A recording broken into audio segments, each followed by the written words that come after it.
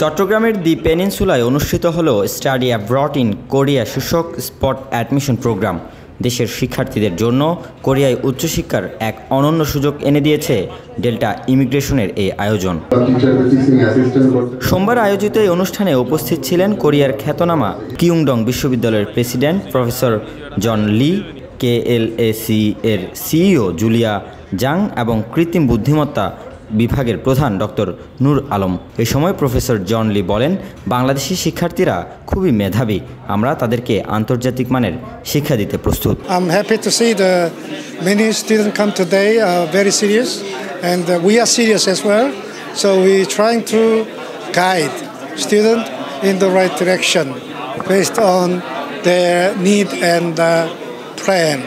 Delta ইমিগ্রেশনের দায়িত্বশীলরা বলেন, আমরা শিক্ষার্থীদের আস্থার প্রতীক হয়ে কাজ করে আসছি। শিক্ষার্থীদের ভবিষ্যৎ গড়ার লক্ষ্যে কাজ করে আমরা আরও অনেক দূর এগিয়ে যাব। আমরা এই ইউনিভার্সিটিকে বেশি প্রমোট করতেছি যেন মিডল ক্লাস ফ্যামিলি ভিসাটা এনশিওর হয় এবং ও যাওয়ার সাথে যেন জবটা পায় এবং মিনিমাম 1 থেকে 1.5 লাখ টাকা জব সে পাবে, এটা গ্যারান্টেড।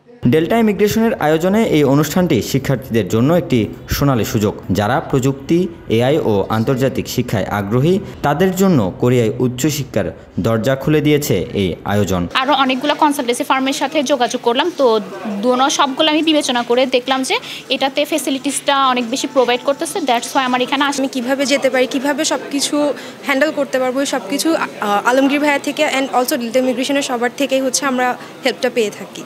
আন্তর্জাতিক উচ্চশিক্ষার দিগন্তে বাংলাদেশের শিক্ষার্থীদের নতুন সম্ভাবনার বার্তা দিয়ে শেষ হলো এই আয়োজন।